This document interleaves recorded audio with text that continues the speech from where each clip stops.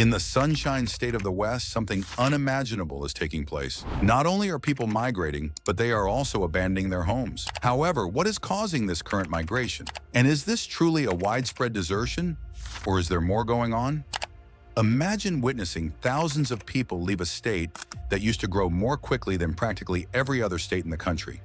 For the past 3 years, California's population has decreased a development that was previously unthinkable for the Golden State. Number 8, the biggest exit. California is losing hundreds of thousands of residents to other states year after year as part of the largest domestic outmigration in modern American history. The endurance and composition of this time distinguish it from previous migration cycles. This is a continuous shift brought on by long-term structural constraints rather than a brief response to a recession or a particular policy choice. Teachers, nurses, engineers, small company owners, and young professionals are departing because achievement no longer ensures stability, not because they failed. For many years, California served as a draw for aspirants from all across the country. It is now exporting that ambition to other countries for the first time. The transition is significantly more hazardous than a catastrophic collapse since the state is losing people gradually, predictably, and permanently rather than all at once. Number 7. Trucks don't lie. Moving trucks expose the reality without bias or emotion, while surveys and political discourse frequently conceal migration patterns. California has been at the bottom of the list for 5 years in a row when it comes to one-way U-Haul rentals, meaning that more individuals load their possessions and leave the state than come in. This data counts because it shows completed decisions, residences departed, leases terminated, and jobs resigned. These are statistics of people who have already left, not those who are considering leaving. Every vehicle is a metaphor for a family that has reached an unseen psychological threshold where it seems riskier to stay than to start over. Repeating this pattern year after year indicates a change in behavior rather than a cycle of headlines. The silent parade of moving vehicles conveys a message of surrender rather than defiance. Number 6, insurance collapse. The collapse of home insurance in high-risk areas is arguably the least obvious but most disruptive factor driving California's exodus. In several parts of the state, major insurance firms are no longer selling new policies due to the increasing frequency and intensity of wildfires. Homeowners are unable to sell, refinance, or rebuild without insurance. Suddenly, the foundation of middle-class wealth turns into a stranded asset. Families are stuck since they can't defend their houses and can't leave without suffering financial damage. As a result, natural calamities become ongoing economic pressure rather than sporadic crises. Instead of leaving after a fire, many do so after understanding that the next one may leave them bankrupt, uninsured, and unrecoverable. Number 5, cost shock. The psychological tipping point of California's cost of living problem has been achieved. A 6-figure salary only postpones deterioration in many areas. It no longer signifies upward mobility. The majority of earnings are consumed by housing, with the remainder being compressed by daycare, fuel, utilities, healthcare, and taxes. Families find that they are no closer to home ownership or saving money than they were years before, even with promotions and pay increases. Comparative data, however, demonstrates that in other states, the same income may be used to buy stability, property, and future security. Loyalty wanes when people recognize that their problems are structural rather than personal. Not only does California seem pricey, but it also seems pointless. Number 4, remote freedom. The economic gravity of California was significantly changed by remote work.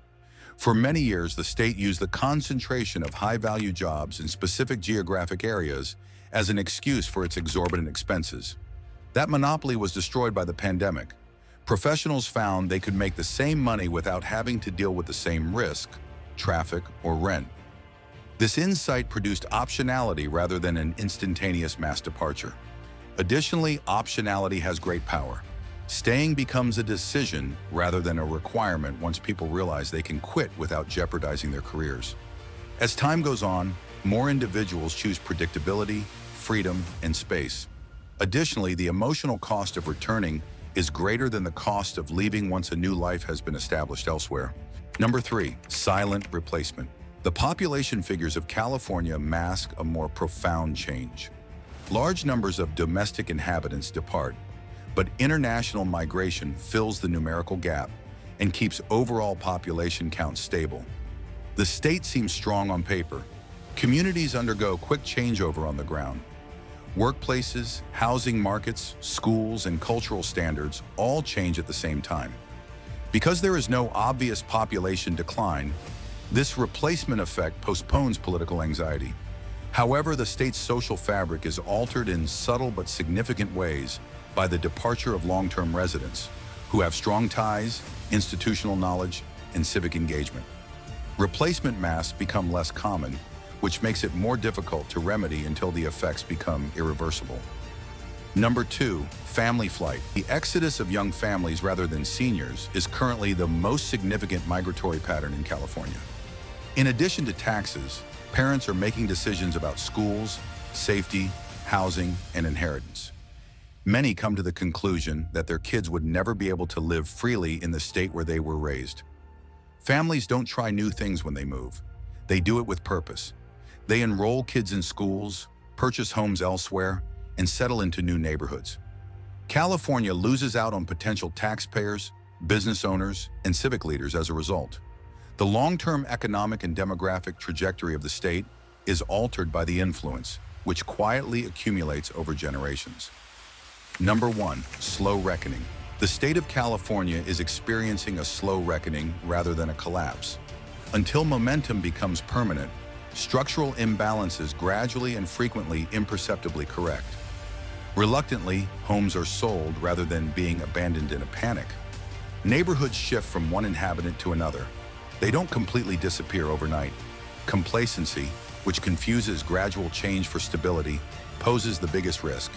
Because policy responses lag behind reality after migration becomes culturally acceptable. The individuals most capable of stopping the trend have already departed by the time the effects become evident. History demonstrates how difficult it is to reverse demographic momentum once it has been established.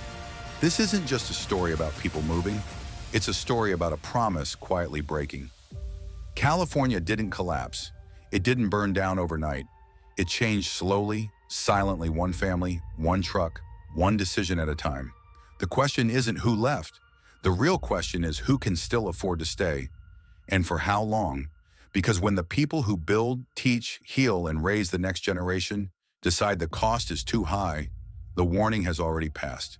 This isn't the end of California, but it is the end of the California we thought would last forever. As if you want to understand what's really happening before the headlines catch up, like this video, subscribe to the channel.